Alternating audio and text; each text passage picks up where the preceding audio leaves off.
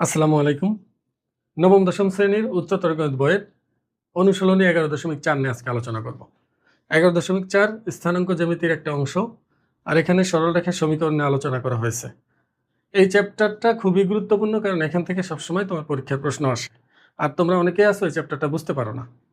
আমার বিশ্বাস আজকের এই ক্লাসটা দেখার পর, শুধু বেসিক ক্লাসটা দেখার পর তোমার এই চ্যাপ্টার সম্পর্কে ধারণা পরিবর্তন হয়ে যাবে। তোমার কাছে এই চ্যাপ্টার সহজ হয়ে যাবে ইনশাল্লাহ। তুমি একটু ধৈর্য ধরে দেখো, যদি সহজ না হয় তারপর তুমি আমাকে বলো। তুমি শুধু একটু মনোযোগ দিয়ে দেখবে সূত্রগুলো কিভাবে আসে, কেন সূত্রটা এমনই হলো, এই সূত্র কিভাবে তুমি মনে রাখবে, একেবারে বিস্তারিত আলোচনা করব। আর তুমি যখন বিস্তারিত এই জিনিসগুলো বুঝে যাবে তখন তোমার অনেক সহজে এটা মুখস্থ হয়ে যাবে সূত্রগুলো। আর সূত্র যদি তোমার মুখস্থ হয়ে যায় তাহলে এই চ্যাপ্টারে তোমাকে কেউ আটকাতে পারবে না, খুব ইজি হয়ে যাবে। আর এটা যে কতটা গুরুত্বপূর্ণ তা তুমি বুঝতে পারবে ইন্টারমিডিয়েটে উঠলে। তখন দেখবে যে স্থানাঙ্ক জ্যামিতি নিয়ে কত হিউজ পরিমাণ চ্যাপ্টার রয়ে গেছে তোমার ইন্টারমিডিয়েটে। এই জন্য এইখানে তুমি যদি এগুলো ভালো করে বুঝে না যাও, পরবর্তীতে কিন্তু ঝামেলা করে যাবে। এই জন্য তোমাদের রিকোয়েস্ট করবো অবশ্যই মনোযোগ সহকারে দেখবে। আর যদি ক্লাসটা বুঝতে পারো, অবশ্যই যারা ইউটিউবে দেখতেছো তারা চ্যানেলটি সাবস্ক্রাইব করবে, আর যারা ফেসবুক পেজে দেখতেছো তারা ফলো করবে এবং শেয়ার করবে। চলো আমরা শুরু করি। দেখো, চ্যাপ্টারটা তো সরলরেখার সমীকরণ নিয়ে, তাই না?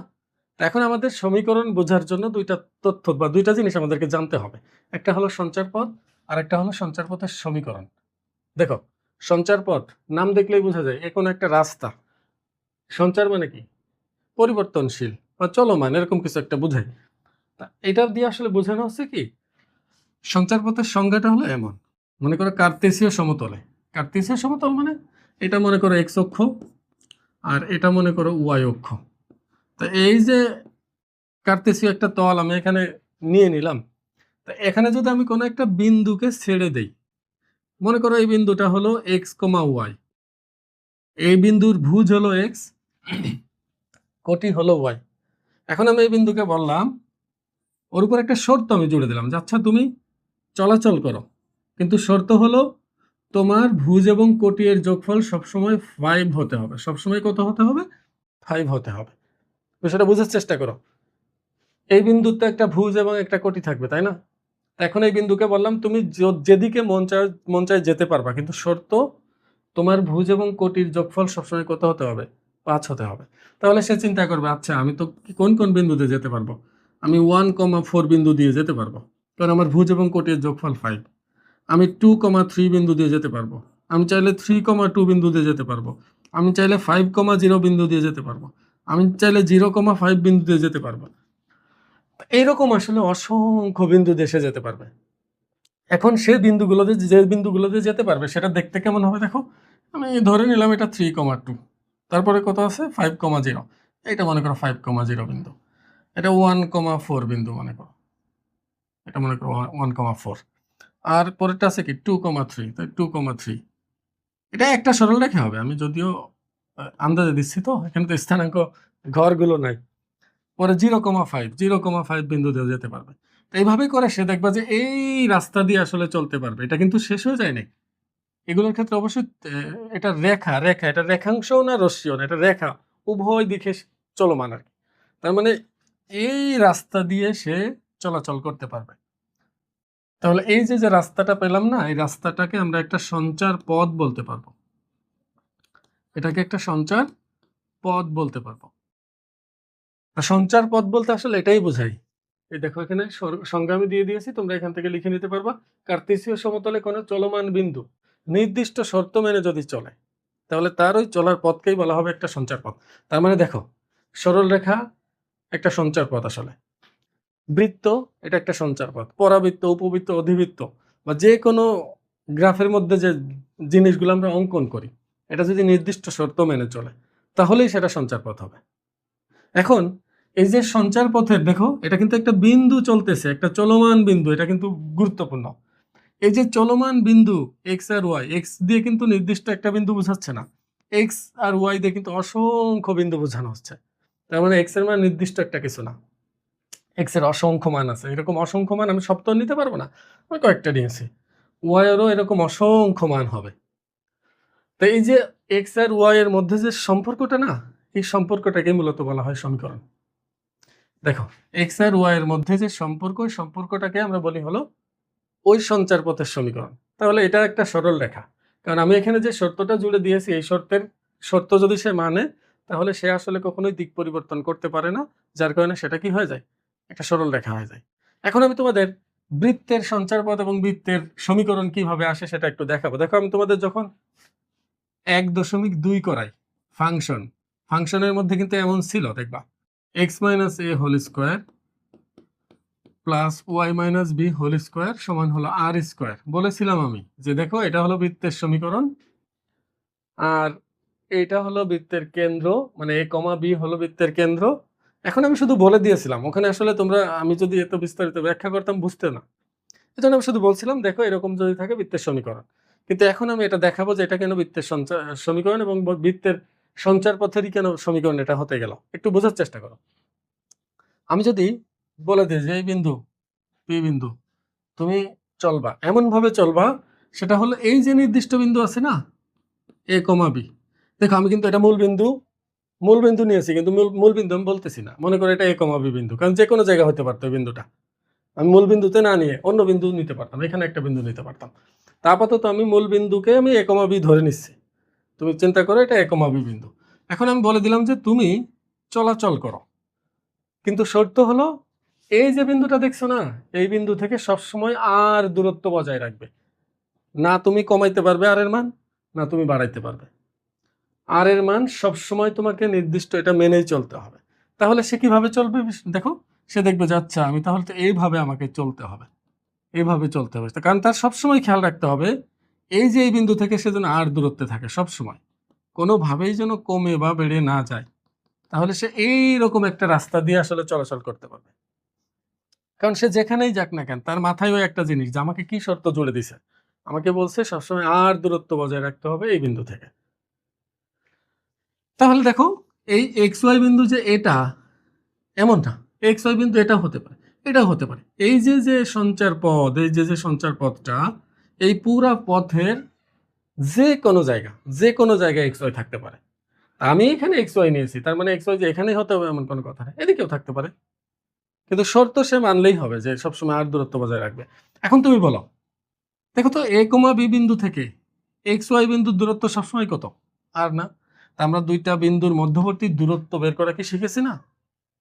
শিখছি। কিভাবে বের করতে হয়, রুট ওভার ভুজদ্বয়ের পার্থক্যের স্কোয়ার প্লাস কোটিদ্বয়ের পার্থক্যের স্কোয়ার, এটা 11.1 শিখেছিলাম। দেখো এই একটা ভুজ, এই একটা ভুজ, তাহলে এই ভুজ দুইটার পার্থক্য তার স্কোয়ার প্লাস এই কোটি এই কোটি, তাহলে এবার কোটিদ্বয়ের পার্থক্যের স্কোয়ার। আচ্ছা বলো তো, এটা তো আমি এই বিন্দু থেকে, মানে এই বিন্দু থেকে এই বিন্দু পর্যন্ত দূরত্বটা বের করলাম, কিন্তু প্রশ্নে তো আমাকে বলে দিছে, শর্তে তো আমাকে বলে দিছে এই দূরত্বটা হলো কার সমান, আর এর সমান। তাহলে আমি এখানে এটা সমান কি আর লিখতে পারি না? অবশ্যই পারি। এবার উভয় পক্ষকে বর্গ করি, বর্গ করলে পাবো X minus A whole square plus Y minus B whole square সমান হলো আর এর স্কোয়ার। দেখো এই যে যে সমীকরণ, এটা কাদের মধ্যে সমীকরণ? তোমার মনে হতে পারে স্যার এটা তো এ বি আর এবং এক্স ওয়াই এর সম্পর্ক। না, এটা শুধুমাত্র এক্স আর ওয়াই এর সম্পর্ক। এখানে এ আর বি এটা নির্দিষ্ট বিন্দু, বুঝো, কিন্তু এ আর বি কিন্তু একটা এ কমা বি একটা ফিক্সড বিন্দু, এটা একটা নির্দিষ্ট মান আছে, এটা চলক বলতে পারবো না। এ আর বি কে আমরা এখানে চলক বলতেছি না, এটা ধ্রুবক নির্দিষ্ট, এটার মান কত সেটা পরের বিষয়, কিন্তু একটাই মান, আর একটাই মান যখন হয় সেটাকে কি বলা হয়, ধ্রুবক। যেমন পাই, পাই তো চলকের মতোই, পাই কি কোনো সংখ্যা বোঝা যায়, একটা প্রতীক দিয়ে প্রকাশ করা হয় না, কিন্তু পাই তো ধ্রুবক, কারণ পায়ের একটাই মান, সেটা হলো 3.14159 ডট ডট ডট। তাহলে এ কমা বি এটার একটাই মান আছে, এর একটাই মান, বি এর একটাই মান বোঝানো আছে, এটা ধ্রুবক। কিন্তু এক্স কমা ওয়াই এটা কিন্তু চলমান, দেখো তো এক্স এর মান এক এক সময় এক এক রকম আসতেছে, ওয়াই এর মানও পরিবর্তন হচ্ছে, কিন্তু তাদের যে সম্পর্কটা বা শর্তটা সেটা তারা অবাধ্য হতে পারতেছে না, তার ওই শর্ত মেনেই তাকে চলতে হচ্ছে। তাহলে ওই হিসাবে আমি এখন বলতে পারি আরও একটা ধ্রুব সংখ্যা, তার মানে এখানে আসলে চলক শুধু এক্স আর Y, R R B A এগুলো সবই ধ্রুবক, কারণ এদের মান নির্দিষ্ট। তা তুমি এখন আমাকে কি বলতে পারবে যে এখানে এটা কি এক্স আর ওয়াই এর মধ্যে সম্পর্ক হয়ে গেল না? অবশ্যই এক্স আর ওয়াই এর মধ্যে সম্পর্ক হয়ে গেল। এটা কোন সঞ্চার পথের সম্পর্ক? এক্স আর ওয়াই, এই যে সঞ্চার পথের। আর এই সঞ্চার পথটা এই শর্ত মানে কারা? বৃত্তের সংজ্ঞায় তো এটা ছিল, যদি একটা নির্দিষ্ট বিন্দু হতে সবসময় সমদূরত্ব বজায় রেখে চলে কোনো বিন্দু, তাহলে ওই বিন্দু চলার পথকে আমরা কি বলবো? বৃত্ত বলবো। তাহলে এটা হলো বৃত্তের একটা সমীকরণ। কিন্তু এই সমীকরণের আবার আলাদা রূপ আমরা শিখতে পারবো পরবর্তী ক্লাসে উঠলে। আপাতত এতটুকুই তুমি জেনে রাখো। আমি শুধু তোমাকে সঞ্চার পথটাকে এটা সম্পর্কে একটু ধারণা দেওয়ার চেষ্টা করতেছি, না হলে তুমি সমীকরণ বুঝতে পারবে না। তাহলে বিষয়টা বোঝার চেষ্টা করো।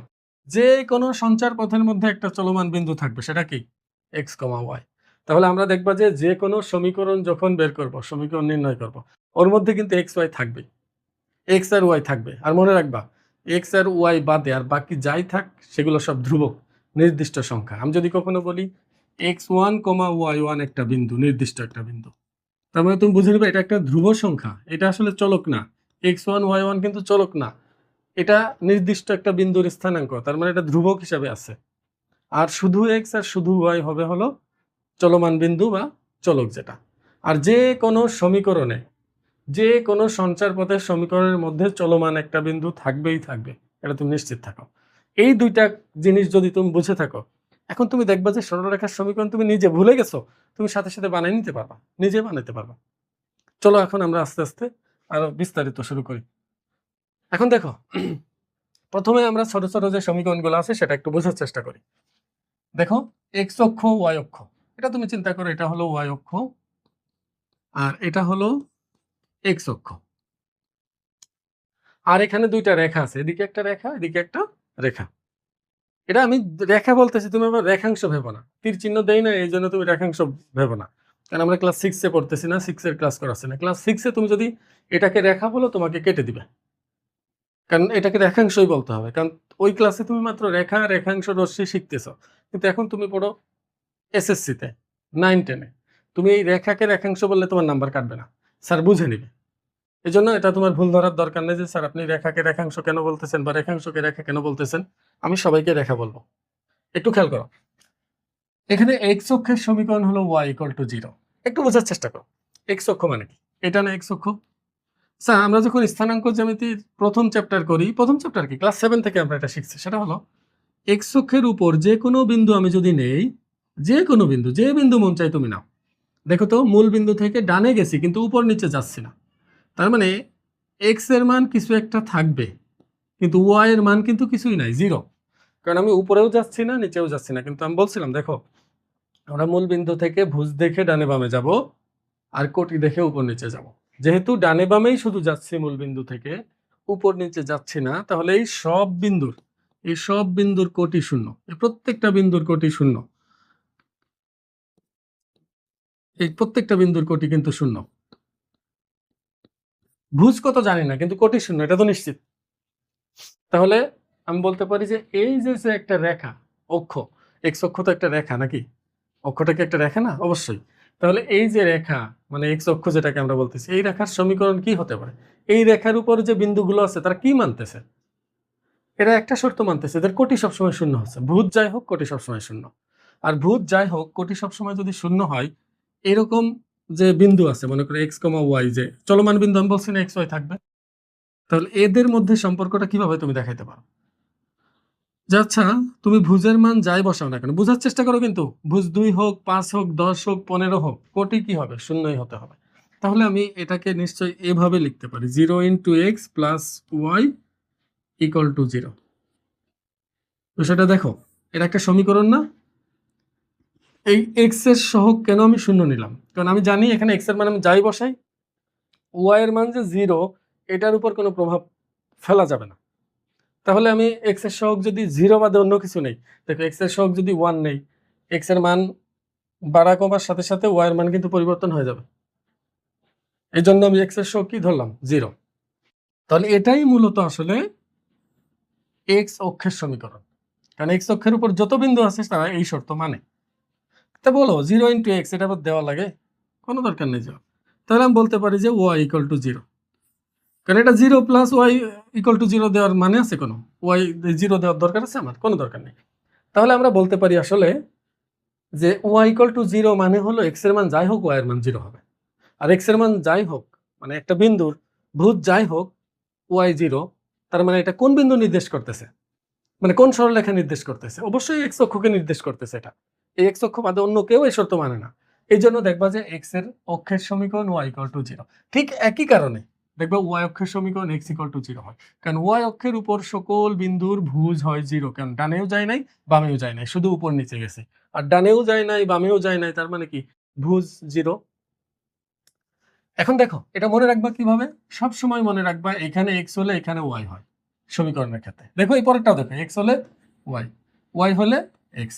তার মানে আমি যদি তোমাকে বলি এক্স অক্ষের সমীকরণ, তুমি বলবো ওয়াই জিরো, ওয়াই অক্ষের সমীকরণ এক্স জিরো।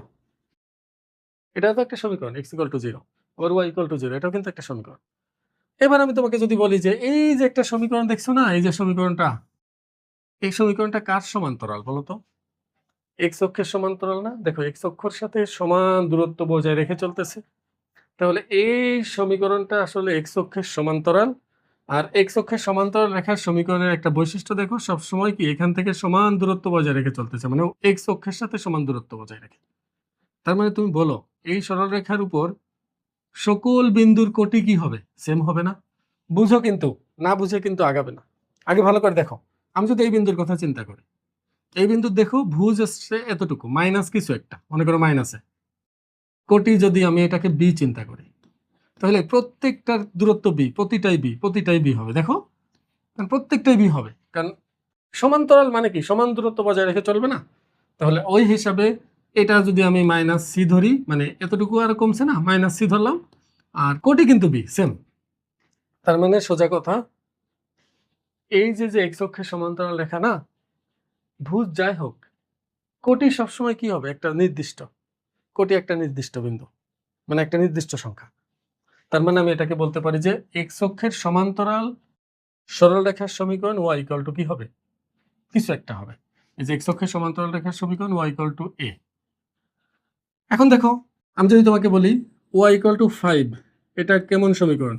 তুমি দেখার সাথে সাথে বলে দিবা যে আচ্ছা এটা তো এক্স অক্ষের সমান্তরাল রেখার সমীকরণ। এই রেখাটা কোন দিক দিয়ে যাচ্ছে? এক্স অক্ষ থেকে 5 একক উপর দিয়ে যাচ্ছে, 5 একক। এখন আমি যদি তোমাকে বলি ওয়াই ইকুয়াল টু -3, এটা কেমন সমীকরণ? তুমি বলবো এটা এক্স অক্ষের সমান্তরাল রেখার সমীকরণ। এটা কোন দিক দিয়ে যাচ্ছে? মূল বিন্দু থেকে 3 একক নিচ দিয়ে যাচ্ছে, 3 একক নিচ দিয়ে। এটা যদি এক্স, এটা হচ্ছে অক্ষদ্বয়, বুঝছো? তাহলে 3 একক নিচে দিয়ে যাচ্ছে, -3। তাহলে এটা হবে হচ্ছে এই রেখার সমীকরণ। ঠিক একই কারণে এই রেখাটা দেখো ওয়াই অক্ষের সমান্তরাল, এটা ওয়াই অক্ষের সমান্তরাল। আর ওয়াই অক্ষের সমান্তরাল হতে গেলে দেখো এক্স এর মান সবসময় সেম, এক্স অক্ষ থেকে সবসময় সমান দূরত্ব বজায় রেখে চলতেছে।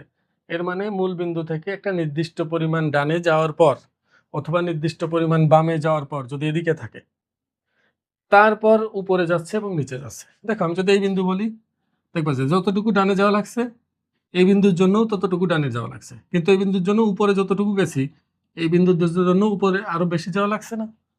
তার মানে আমি বলতে পারি যে ওয়াই অক্ষের সমান্তরাল সকল সমীকরণের ক্ষেত্রে কি হয়?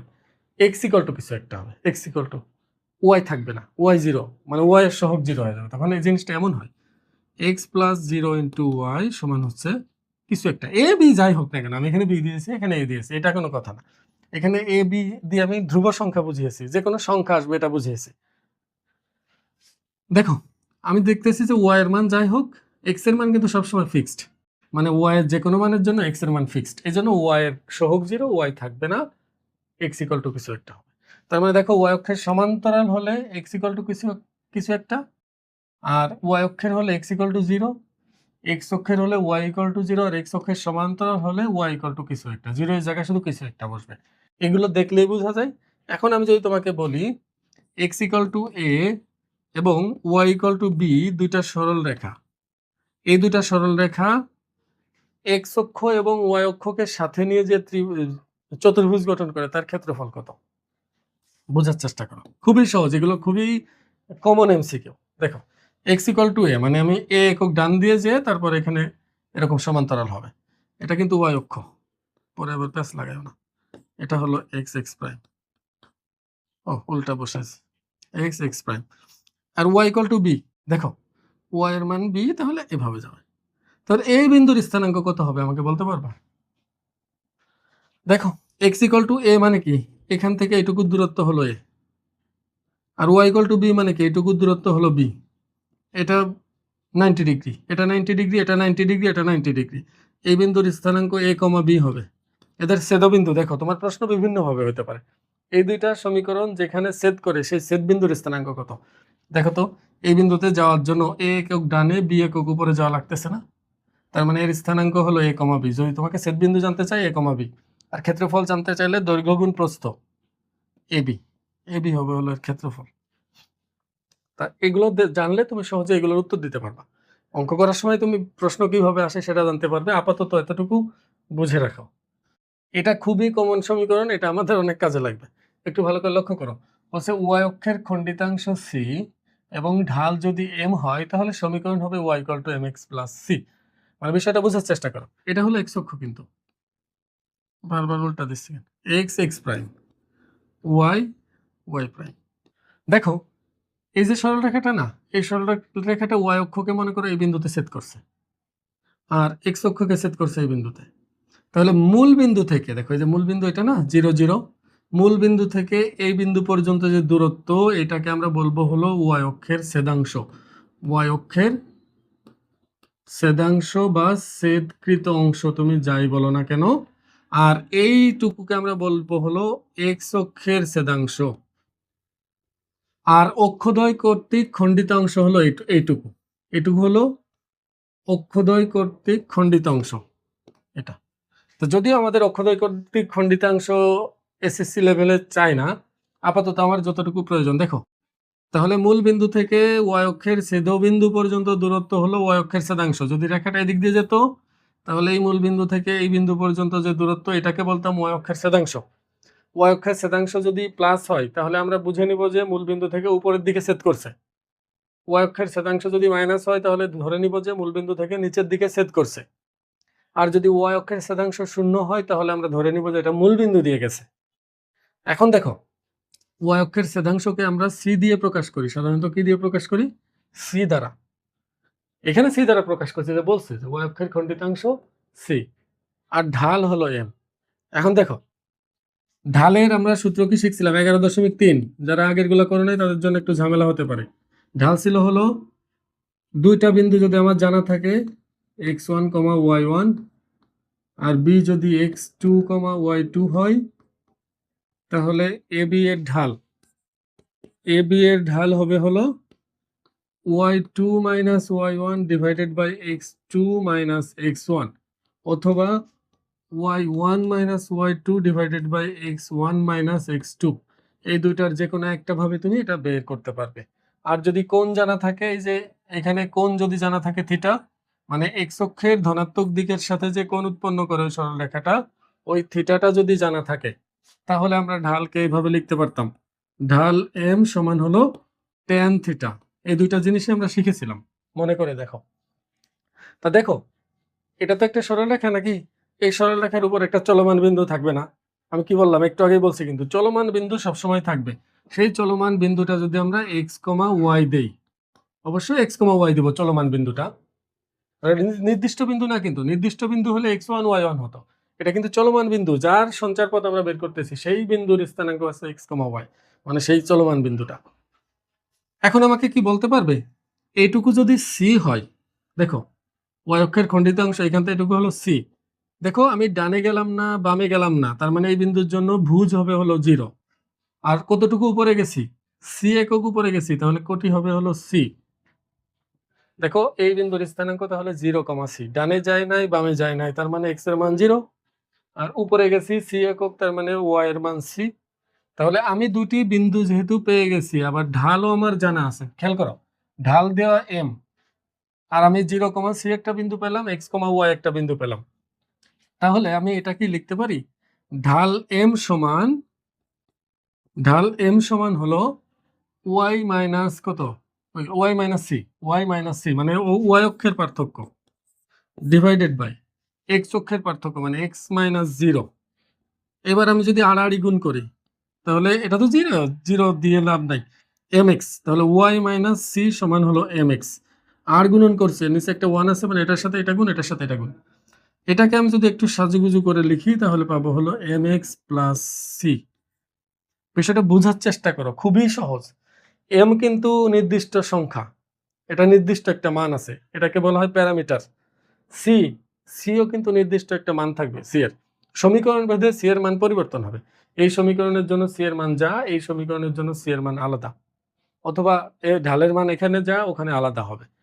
কিন্তু এম আর সি কে তুমি চলক বলতে পারবা না। চলক হলো এখানে এক্স আর ওয়াই। এম আর সি এর মান নির্দিষ্ট, এটাকে বলা হয় প্যারামিটার। মনে রাখবা, প্যারামিটার অনেকটা চলকের মতোই মনে হয়, অজানা, কিন্তু অজানা হলেও এদের বৈশিষ্ট্য হলো এর একটা নির্দিষ্ট মান আছে। আর এক্স ওয়াই চলক, এটা নির্দিষ্ট মান একটার জায়গায় একাধিকও থাকতে পারে। এক্স আর ওয়াই এর একটা মানও থাকতে পারে, একাধিক মানও থাকতে পারে, অসংখ্য মানও থাকতে পারে। কিন্তু প্যারামিটারের একটা সমীকরণের জন্য একটাই মান আছে, এটা মনে রাখবা। এটা প্যারামিটার সম্পর্কে ইন্টারমিডিয়েটে উঠলে তোমরা জানতে পারবে। আপাতত আমরা তাহলে পেয়ে গেছি এক্স আর ওয়াই এর মধ্যে সম্পর্ক। এই সম্পর্কটা কোথা থেকে পেয়েছি বলতো? যখন এম আর সি জানা থাকে। এম আর সি যদি আমার জানা থাকে তাহলে এম এবং সি এর জায়গায় মান বসিয়ে দিলেই সমীকরণ হয়ে যাবে। যদি কখনো তোমাকে বলে দেয় ঢাল হলো 2 আর ওয়াই অক্ষের ছেদাংশ সি হলো 3, তাহলে বলো ওই সরলরেখার সমীকরণটা কি হবে? চোখ বন্ধ করে এখানে লিখে দিবা ওয়াই ইকুয়াল টু ঢাল এম কত 2 না, তাহলে 2x আর সি কত 3, এটা। তাহলে ঠিক একইভাবে এই সমীকরণ যদি দিয়ে আমাকে জিজ্ঞেস করে বলো তো এই সরলরেখার ঢাল কত, তুমি বলবো আচ্ছা এটা এক্স এর সহগ যেটা যেটা 2 ঢাল, আর ওয়াই অক্ষের ছেদাংশ কত 3। তাহলে এটা দেখলে আমরা খুব সহজেই ধরতে পারবো। অঙ্ক করানোর সময় আরো বিস্তারিত বুঝাবো, কিভাবে সরলরেখার সমীকরণগুলো আঁকবো আমরা, কিভাবে সহজে আঁকা যায়, এগুলো সব বিস্তারিত তোমাদের শেখাবো। আপাতত এগুলো মনে রাখো। এখন তাহলে আমি যদি তোমাকে বলি এই যে Y equal to M X plus C, এটা তো যখন আমার ঢাল জানা থাকবে এবং ওয়াই অক্ষের ছেদাংশ জানা থাকবে তখন এই সমীকরণটা পাবো আমরা এটা দিয়ে। আচ্ছা বলো তো, সমীকরণটা যদি মূলবিন্দু দিয়ে যায়, একটু আগেই তো বললাম সি এর মান মাইনাস হলে নিচ দিয়ে যায়, সেট করে কোথায়? নিচে দিয়ে। প্লাস হলে উপর দিয়ে সেট করে। আর যখন সমীকরণটা মূল বিন্দু দিয়ে যাবে, এদিকে যাক বা এদিকে যাক সেটা পরের বিষয়, যেদিক দিয়ে যাক না কেন, মূল বিন্দু দিয়ে গেলেই সি এর মান 0 হয়ে যাবে। তার মানে এখন থেকে আমরা যখনই দেখব ধ্রুবক পদ অনুপস্থিত কোন সমীকরণের মধ্যে, তখনই আমরা বলে দিব এটা মূলবিন্দুগামী সরলরেখার সমীকরণ। শুধু সরলরেখা না, যে কোনো ক্ষেত্রে ধ্রুবক পদ অনুপস্থিত মানেই তুমি মনে রাখবে এটা মূলবিন্দু দিয়ে যায়। এখন আমি তোমাকে বললাম যে 2x plus 3y equal to 0, এটা কেমন? এই সমীকরণের দুইটা বৈশিষ্ট্য বলো। এই আসল বৈশিষ্ট্যই অনেকেই বলে না, এর মূল বৈশিষ্ট্য হলো এটা মূলবিন্দুগামী রেখার সমীকরণ। এটা মূল বৈশিষ্ট্য, কারণ এখানে ধ্রুবক পদ নাই। দেখো আমি যদি এটাকে এইভাবে প্রকাশ করতে চাই, লিখতে পারি না 3y সমান হলো মাইনাস 2x, আই প্লাস 0 দিয়ে লাভ আছে নাই, তাহলে y সমান হলো মাইনাস 2/3x। দেখো এর বৈশিষ্ট্য কি? এই বৈশিষ্ট্য হলো এটা মূল বিন্দু দিয়ে যায়, কারণ এখানে দেখো y equal to mx plus c অনুপস্থিত। এটার ঢাল হলো -2/3, এটা ঢাল -2/3। আমি আশা করবো তোমরা বুঝতে পারছো। এগুলো দেখলেই বোঝা যায়, এগুলো মুখস্থ করার কিচ্ছু নাই। তুমি যখন বুঝতে পারবা যে y equal to mx plus c এর c হলো মূল বিন্দু থেকে কতটুকু উপরে বা কতটুকু নিচে দিয়ে যায় সেটা, যখন c থাকবে না তখন তোমার বোঝার কথা এটা মূল বিন্দু দিয়ে যায়। আমি আশা করবো বুঝতে পারছো। এখন পরেরটা দেখো। এবার দেখো তোমাকে যদি বলা হয় যে ঢাল m দেওয়া আছে আর একটা বিন্দু x1 y1, মানে বিষয়টা বোঝার চেষ্টা করো, এটা কিন্তু ধ্রুবক, এটা চলক না, এটা মাথায় রাখবা। তার মানে আমাকে একটা নির্দিষ্ট বিন্দু দিয়ে দিয়েছে, ঢাল m দিয়ে দিয়েছে। এখন সরলরেখার সমীকরণ নির্ণয় করতে বলছে। দেখো সরলরেখার সমীকরণ নির্ণয় করতে গেলে চলমান বিন্দু তো একটা থাকবে এখানে নিশ্চিতভাবে। সেই চলমান বিন্দু আমি এখানে x, y ধরেছি। তুমি যদি এদিকে ধরো, এদিকে ধরো, ওইদিকে ধরো, এদিকে ধরো, কোনো সমস্যা নেই, যেখানে মন চায় ধরতে পারবা। তার মানে আমাকে এই পি বিন্দুটা নির্দিষ্ট করে দিয়েছে যে এটা কিন্তু এই বিন্দুই, এই পি মানে পি এক্স ওয়াই দিয়ে কিন্তু এই বিন্দুটাকেই বোঝানো হচ্ছে, এর আগেও না পিছেও না। কিন্তু এই যে কিউ এক্স ওয়াই দিয়ে কোনো নির্দিষ্ট বিন্দু বোঝানো হচ্ছে না, এই কিউ কিন্তু চলমান। এই যে কই আছে আমরা জানি না, এখানেও থাকতে পারে, এখানেও থাকতে পারে, এখানেও থাকতে পারে, এখানেও থাকতে পারে, এটা কিন্তু অজানা, চলমান, পরিবর্তন হবে বারবার। আর এটা কিন্তু ফিক্সড কোনো একটা বিন্দু, সে একটাই, সে এটাই হবে, অথবা অন্য যে কোনো এক জায়গায় হবে, ওর একাধিক হওয়ার কোনো সুযোগ নাই। x1, y, এই জন্য এটা ধ্রুবক। এখন বলো, দুইটা বিন্দু জানা থাকলে ঢাল বের করা তো শিখলামই। y অক্ষের পার্থক্য ডিভাইডেড বাই x অক্ষের পার্থক্য সমান হলো ঢাল। ঢাল তো আমাকে বলেই দিবে, এই যে দিছে যে ঢাল m, এই বিন্দু মনে করো এই বিন্দুগামী সরলরেখার ঢাল হলো m। তাই এই বিন্দুগামী সরলরেখা মানে কি, এর উপর একটা চলমান বিন্দু আছে না, সেই বিন্দুটা হলো x, y, আর ওই চলমান বিন্দু আর এই বিন্দু দিয়ে ঢাল বের করলে এই ঢাল কি m এর সমান হওয়ার কথা না? অবশ্যই সমান হওয়ার কথা। এবার যদি আমি আড়াআড়ি গুণ করি, Y minus Y one equal to M into x minus x one. যদি কখনো 2 মার্কের জন্য তোমার কাছে এটা প্রমাণ করতে বলে তাহলে তুমি সুন্দরভাবে বলে নিবা যে মনে করি চলমান বিন্দু কিউ এক্স কমা ওয়াই, নির্দিষ্ট একটা বিন্দু দেওয়া আছে P X one comma Y one এবং সরলরেখাটির ঢাল হলো এম। আমরা জানি ঢাল সমান হলো ওয়াই অক্ষের পার্থক্য বাই এক্স অক্ষের পার্থক্য। প্রশ্ন মতে এই Y minus Y one divided by X minus x one সমান হলো এম। ওরা আড়াআড়ি গুণ করলে যেটা পেলাম এটাই হলো সরলরেখার সমীকরণ। এই সমীকরণ আমাদের কখন কাজে লাগবে? যখন একটা নির্দিষ্ট বিন্দু জানা থাকবে এবং ঢাল জানা থাকবে। তোমাকে বললো এম ঢাল বিশিষ্ট, মনে করো এম মান 3, এম ঢাল বিশিষ্ট এবং -2,3 বিন্দুগামী রেখার সমীকরণ নির্ণয় করো। এটা কোনো ব্যাপার? যখনই দেখবা যে আচ্ছা ঢাল জানা আছে, একটা বিন্দু জানা আছে, তাহলে তো Y minus Y one equal to M into x minus x one. ভুলে গেছো? কোনো সমস্যা নেই। ওই যে নির্দিষ্ট বিন্দু তুমি ধরে নাও, রাফের মধ্যে বের করে নাও যে নির্দিষ্ট বিন্দুতে এক্স ওয়াই থাকবেই। এই দুই বিন্দুর ঢাল কত হবে তাহলে? Y minus 3 divided by X plus 2, কারণ এটা থেকে এটা বাদ দিলে প্লাস হয়ে যাবে, সমান হলো 3। আড়াআড়ি গুণ করো, সমীকরণ হয়ে গেছে। এক লাইন প্রথম থেকে গোড়া থেকে করো, ভুলে গেল সমস্যা নাই তো। তুমি যদি ঢালকে এটা জানো তাহলে সমীকরণ নির্ণয় করতে পারবে। আর এটা মনে থাকলে তো, এটা মনে থাকার কথা, খুব সহজে মনে থাকবে কয়েকবার পড়লেই। Y minus Y one equal to M into x minus x one. পরে এখানে ওয়াই ওয়ানের জায়গা কোটি, এই কোটি ওয়াই ওয়ানের জায়গা ভুজ হলো এক্স এক্স সরি কারটা কারাম কার চালাই দিতেছি, এটা এক্স ওয়ানের জায়গা, আর ঢাল হলো এম এর জায়গা, ঢাল হলো এম এর জায়গা বসিয়ে দাও। যে সমীকরণ তুমি পাবা ওইটাই হলো এই সরল রেখার সমীকরণ, এই যে শর্ত মানে যে তার সমীকরণ।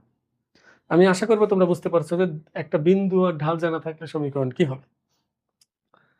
এবার দেখো, যদি দুইটি বিন্দু জানা থাকে, যদি দুটি বিন্দু, তাহলে তার সমীকরণ কি হবে? আচ্ছা বলো, মনে করে একটা বিন্দু X one comma Y one, এর একটা বিন্দু X two comma Y two, চলমান বিন্দু এক্স ওয়াই, এটা তো ফিক্সড। সব সময় সমীকরণ আছে মানে যার সমীকরণই হোক তুমি দেখবা যে চলমান বিন্দু এক্স ওয়াই থাকতেই হবে, এটা ছাড়া সমীকরণই হবে না। কারণ কোন বিন্দুটার উপর তুমি শর্ত জুড়েছ, কে চলাচল করতেছে, তাকে তো রাখতেই হবে, সে ছাড়া সমীকরণ কি হবে হয়। এখন দেখো, একই রেখার উপর তিনটা বিন্দু, এটা তো আমরা 11.3 ঢাল যখন পড়ি তখন শিখেছিলাম যে যদি তিনটা বিন্দু সমরেখ হয় তাহলে যে কোনো দুইটা বিন্দু নিয়ে ঢাল বের করলে তাদের ঢাল সমান হয়। যদি এরকম অসংখ্য বিন্দু সমরেখ হয়, আমি যে কোনো দুই বিন্দু নিয়ে যদি ঢাল বের করি প্রতিটা ক্ষেত্রে ঢালের মান সমান হবে, কারণ সমরেখ হলে ঢাল সমান হবে না। কারণ এই দুই বিন্দুগামী রেখা এক্স অক্ষের ধনাত্মক দিকের সাথে যে কোণ উৎপন্ন করছে, এই দুই বিন্দুগামী রেখা, এই দুইটা বিন্দুগামী রেখা এক্স অক্ষের ধনাত্মক দিকের সাথে একই কোণ উৎপন্ন করতেছে। তাহলে কি আমি বলতে পারি না এটার নাম যদি এ দেয়, এটা যদি বি দেয়, এটা যদি সি দেয়, তাহলে এ বি এর ঢাল, এ বি এর ঢাল সমান বি সি এর ঢাল, এটা বললে আমাকে কেউ নিষেধ করবে? এটা তো নিয়ম, বলতেই পারি। এখন বলো এ বি এর ঢাল কি হবে? এই Y minus Y one divided by X minus x one, X minus x one সমান, এটার ঢাল কি হবে? Y one minus Y two divided by X one minus x two, X one minus x two. এখন তুমি বলতে পারো sir আমি যদি এটা দিই এ বি এর ঢাল আর এসি এর ঢাল, তুমি বলো তুমি একটা সমীকরণ বের করতে চাচ্ছ যেখানে চলক হিসাবে এক্স আর ওয়াই থাকবে, x one y one x two y two জানা জিনিস, জানা জিনিস বেশি বেশি থাকলেও আমরা সহজেই বের করতে পারবো সমীকরণটা।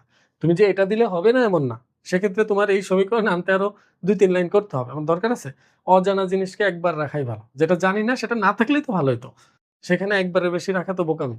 এই জন্য আমি একবার রাখছি, আর এই ওয়াই ওয়ানকে 2বার রাখছি। তুমি চাইলে এক্স ওয়াই এই 2কে 2বার রাখতে পারো, কোনো সমস্যা নেই, যেভাবে করে একই উত্তর আসবে। হয়ে গেছে সমীকরণ, এটাই আছে। দেখো ওয়াই মাইনাস ওয়াই ওয়ান, ও আচ্ছা এটা আবার এই পাশে আনছে, যাই হোক। দেখো মনে রাখার সুবিধার্থে আমি একান্তরকরণ করতে পারি, এটা এখানে এটা এখানে, যেটাকে আমরা বলি একান্তরকরণ করা। তাহলে Y minus Y one divided by Y one minus Y two সমান X minus x one divided by X one minus x two. এটা বিষয়টা বোঝার চেষ্টা করো, এটাকে এখানে নিয়েছি। এখন এটা মনে রাখার সুবিধা কিভাবে হলো খেয়াল করো ভালো করে। Y y one y one y two, x x one x one x two, মানে কিভাবে যাচ্ছে? প্রথমে ওয়াই এর সাথে ওয়াই ওয়ান, পরে ওয়াই ওয়ানের সাথে ওয়াই টু, এক্স এর সাথে এক্স ওয়ান, এক্স ওয়ানের সাথে x two, y minus Y one minus Y two. X minus x one minus x two. আমি আশা করবো মনে রাখতে পারবে তোমরা, মুখস্থ করে ফেলবে সব সূত্রগুলো, মুখস্থ করে তারপর অঙ্কগুলো দেখবে, একেবারে পানির মতো সহজ হয়ে যাবে অঙ্ক। এই চ্যাপ্টার তোমার সবচেয়ে ভালো লাগবে, দেখবা সূত্রগুলো একটু মুখস্থ করো। এটা তোমার বইয়ের মধ্যে যদিও নাই, কিন্তু এটা দিয়ে অঙ্ক আসে, এটা ইন্টারমিডিয়েটে আছে, তারপরে এটা বইয়ের, এটা দিয়ে অনেক অঙ্ক আসে পরীক্ষায়। আমরা এভাবে করলে সহজেই করতে পারি, এই জন্য আমরা এটা অ্যাপ্লাই করবো। দেখো বলছে এক্স অক্ষের খণ্ডিতাংশ যদি এ হয় আর ওয়াই অক্ষের খণ্ডিতাংশ যদি বি হয়, মানে বিষয়টা এমন, এই যে সরলরেখাটা না, এটা ওয়াই অক্ষ, এটা হলো এক্স অক্ষ। তো এই সরলরেখাটা কি করছে, এই যে এক্স অক্ষকে ছেদ করছে না, মূল বিন্দু থেকে এ একক খণ্ডিত করছে, মানে এ একক ছেদ করছে, এখান থেকে এটুকু হলো এ, আর এটা হলো বি, এখান থেকে এটুকু হলো বি, এই বিন্দু পর্যন্ত। তার মানে ওয়াই অক্ষের খণ্ডিতাংশ হলো বি। তাহলে এই যে সরলরেখাটা আছে না, এই সরলরেখাটার সমীকরণ হবে হলো x by a plus y by b equal to 1। এটা বের করার জন্য আমরা খুব সহজেই বের করতে পারি, বিভিন্নভাবে বের করা যায়। তুমি বলো, এই মূল বিন্দু থেকে এই বিন্দু পর্যন্ত দূরত্ব যদি এ হয়, তাহলে এই বিন্দুর স্থানাঙ্ক হবে হলো এ কমা 0, এটা এ কমা 0 হবে। আর যদি মূল বিন্দু থেকে এতটুকু দূরত্ব বি হয়, তাহলে দেখো ডানে গেলাম না বামে গেলাম না, উপরে গেলাম বি একক, তাহলে এটা কি হবে 0 কমা বি, মানে এই বিন্দুর স্থানাঙ্ক হবে 0 কমা বি। তাহলে মাত্রই তো আমরা দেখলাম দুইটা বিন্দুর স্থানাঙ্ক জানা থাকলে কিভাবে সরলরেখার সমীকরণ নির্ণয় করতে হয়। দুইটা বিন্দুর স্থানাঙ্ক জানা থাকলে এইভাবে সমীকরণ নির্ণয় করতে হয়। ওয়াই মাইনাস ওয়াই ওয়ান, দেখো আমি যদি এটাকে ওয়াই ওয়ান ধরি, তাহলে এটা minus Y one minus Y two, মানে বি মাইনাস 0। আবার X minus x one minus x two. এবার Y minus B by B সমান হলো X divided by minus A. আড়াআড়ি গুণ করে দেই, এটা আড়াআড়ি গুণ করলে হয় অন্যভাবে যাবে, তারপর আড়াআড়ি গুণ করি। এটার সাথে এটা গুণ করলে minus A Y plus A B, এটার সাথে এটা গুণ করলে কি হবে বি এক্স। এবার এ ওয়াই আর বি এক্সকে পাশাপাশি নিয়ে যাই, তাহলে পাবো আমরা হলো B x plus A Y. দেখো এ ওয়াইকে যদি ওটার সাথে নেই, এই দুটা প্লাস হবে, আর এটা বাম পাশে তো প্লাসই ছিল, কিন্তু আমি ঘুরাই লিখলাম একবারে, ডানেরটা বামে লিখছি, বামেরটা ডানে লিখছি। এবার সবাইকে এ বি দ্বারা ভাগ করি, সবাইকে এ বি দ্বারা, B x K A B দ্বারা, এ ওয়াই কেও এ বি দ্বারা, এ বি কেও এ বি দ্বারা। উভয় পক্ষকে একই জিনিস দিয়ে গুণ ভাগ তো করাই যায়, 0 বাদে, বি বি কাটা, তাহলে এক্স বাই এ প্লাস এ কাটা ওয়াই বাই বি সমান 1। তার মানে এটাই হলো সমীকরণ। তার মানে দেখো এটাতে কিন্তু অনেক প্রশ্নের উত্তর তুমি দিতে পারবে। দেখো আমি যদি তোমাকে বলি 3x plus 4y equal to 12, এই সরলরেখাটি অক্ষদ্বয়ের সমন্বয়ে যে ত্রিভুজ গঠন করে তার ক্ষেত্রফল নির্ণয় করো। দেখো এই যে সরলরেখাটা না, এই সরলরেখার অক্ষ দুইটা মিলায় একটা ত্রিভুজ উৎপন্ন হয়েছে, তার ক্ষেত্রফল আমি জানতে চাচ্ছি। মনে করো এই সরলরেখাটা এবং অক্ষ দুইটা, এই যে এটা ওয়াই অক্ষ আর এটা হলো এক্স অক্ষ, এই সবাইকে মিলে একটা আবদ্ধ অংশ হয়েছে না ত্রিভুজের মতো, সেটা হলো এটা। মানে সরলরেখা এবং অক্ষ, ওয়াই অক্ষ এবং এক্স অক্ষ, এই দুইটা অক্ষ দ্বারা আবদ্ধ যে অংশ, সেটা হলো এটা, আর এটা একটা ত্রিভুজ। এর ক্ষেত্রফল তোমার কাছে জানতে চাইছি, বলো এর ক্ষেত্রফল কি? হাফ গুণ ভূমি গুণ উচ্চতা না? দেখো এটা ভূমি, এটা উচ্চতা, কারণ এটা তো সমকোণ। সমকোণী ত্রিভুজের ভূমি গুণ উচ্চতাকে হাফ দিয়ে গুণ করলে তো ক্ষেত্রফল বের হয়ে যায়। আমি যখন তোমাকে এটা জিজ্ঞেস করব যে এই সরলরেখাটার অক্ষদ্বয়ের সমন্বয়ে গঠিত ত্রিভুজের ক্ষেত্রফল কত, এমসিকিউতে আসে এটা। অনেকে আছে কি করবে, ওয়াই এর জায়গায় 0 বসাবে। দেখো ওয়াই এর মান 0 বসাবে, ওয়াই এর মান 0 বসাইলে সে এক্স এর মান পাবে, ভুজ পাবে, তার মানে একটা বিন্দু পেল। আবার এক্স এর মান 0 বসিয়ে ওয়াই এর মান পাবে, তখন আর একটা বিন্দু পাবে।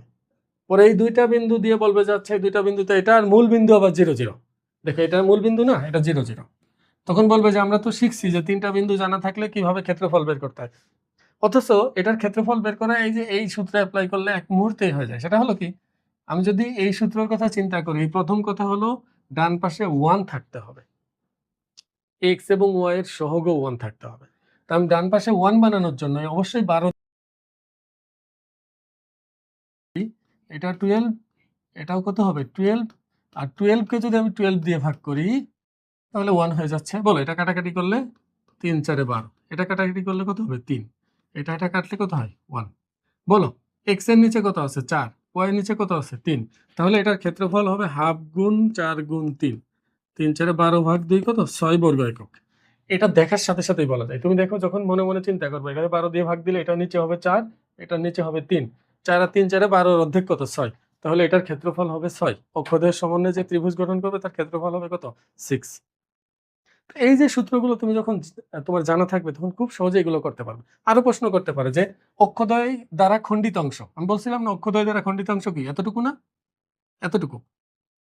এই অংশের দৈর্ঘ্য তোমার কাছে যদি জানতে চায়, এই যে দুটো বিন্দু জানা থাকলে তো খুব সহজেই বের করা যায়। এছাড়া তোমার জানতে চাইতে পারে যে এই সরল রেখাটা এক্স এবং ওয়াই অক্ষকে কোন বিন্দুতে ছেদ করে। যদিও আমরা নর্মালি একটা পদ্ধতি জানি, যেটা আমাদের ছোটবেলার নিয়মে হয়ে যাবে, সেটা হলো দেখো এই সরল রেখাটা যদি এক্স অক্ষকে ছেদ করে, আমি যদি ধরেই নেই যে এক্স অক্ষের ছেদ বিন্দু, দেখো এক্স অক্ষের ছেদ বিন্দু, আচ্ছা বলো তো বিন্দুটা কোথায় অবস্থিত? এক্স অক্ষের উপর। আর এক্স অক্ষের উপর অবস্থিত মানে কি ওয়াই এর মান কত হবে? 0 হবে, অবশ্যই 0 হবে। তাহলে আমি ধরে নিলাম ভুজ আমি জানি না, কিন্তু কোটি আমি জানি এটা 0 হবে। এটা নিশ্চিত এক্স অক্ষের উপর কোটি 0 হবে, কোনো সন্দেহ নাই এতে। তাহলে এটাই হলো বিন্দু। আচ্ছা এই বিন্দুটা কোথায় অবস্থিত? এই বিন্দুটা এটার উপর অবস্থিত না? অবশ্যই এটার উপর অবস্থিত। আর কোনো বিন্দু যদি একটা সমীকরণের উপর বা একটা সরলরেখার উপরে অবস্থিত হয়, তাহলে ওই বিন্দু দ্বারা ওই সরলরেখাটা সিদ্ধ হয়, স্যাটিসফাইড হয়।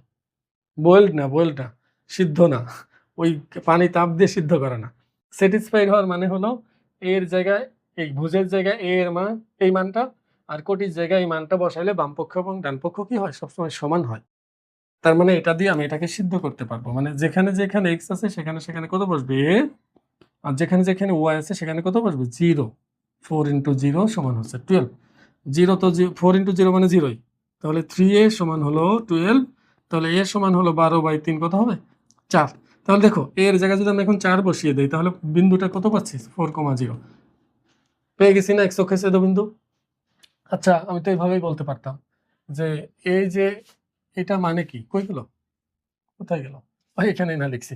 তো x/4 এটা হলো ভুজ, আর কোটি হলো 0। এটা হলো এক্স অক্ষের ছেদবিন্দু 4,0, আর ওয়াই অক্ষের ছেদবিন্দু হলো 0,3। এই যে এটা কোটি। তাহলে কি আমি এখান থেকে সিদ্ধান্ত নিতে পারি এটার এক্স অক্ষের ছেদবিন্দু হলো a,0, আর ওয়াই অক্ষের ছেদবিন্দু হলো 0,b। এই যে 0,b ওয়াই অক্ষের ছেদবিন্দু, আর এক্স অক্ষের ছেদবিন্দু কত? a,0। বিষয়টা কি বুঝতে পারছো? অঙ্ক করানোর সময় দেখবো, অঙ্ক যখন প্র্যাকটিস করবে এরকম অনেক শর্টকাট আছে যে তুমি দেখলেই বুঝতে পারবে এটা আসলে কত সহজ। তুমি যখন একেবারে বিস্তারিত বুঝতে পারবা, ওই যে অনেক সময় তোমাকে বলবে একটা চিত্র দিয়ে বলবে এটা চতুর্থ চতুর্ভাগে যে অংশ আছে তার ক্ষেত্রফল বের করো। তুমি যদি এটা বুঝতে পারো তোমাকে কোনোভাবে আটকাতে পারবে না। হ্যাঁ অঙ্ক বড় হতে পারে কিন্তু তোমাকে আটকাতে পারবে না। একটু খেয়াল করো, আশা করি এটা বুঝতে পারছো। এটাও লিখে রেখো সাথে সাথে যে এক্স অক্ষের ছেদবিন্দু a,0, ওয়াই অক্ষের ছেদবিন্দু 0,b। তাহলে আমরা এইভাবে এক্স এর মান 0, দেখো আরেকটা বিষয় বলে দিই, সেটা হলো আমরা কিন্তু এই a,0 ধরে নিব না। আমরা আমাদের যখন বলবে যে এই বিন্দুটার এক্স অক্ষের ছেদবিন্দু নির্ণয় করো, বলবো যে আচ্ছা এক্স অক্ষের ছেদবিন্দু, তাহলে ওয়াই এর মান 0, শেষ। ওয়াই এর মান 0 বসিয়ে দিবা, তাহলে এটা তো 0 হয়ে গেল, এটা পুরোটা 0 হবে। 3 কে ডানে পাঠিয়ে দাও, কত? 4 হলো। তাহলে এক্স এর মান 4, ওয়াই এর মান 0। তাহলে এক্স এর মান 4, ওয়াই এর মান 0। আমরা ওই এবি ধরে নিব না। আমি এটা ধরছি, এটারও কারণ আছে। এটা যে এটার উপর বসাইলে সিদ্ধ করা যায় এটা তোমাদের জানাইলাম। আমি যদি বলি যে এই বিন্দুর, এই রেখার উপরে একটা বিন্দু হলো a,b, তখন কিন্তু তুমি এক্স এর জায়গায় a, ওয়াই এর জায়গায় b বসাতে পারবে, বসাতে হবে।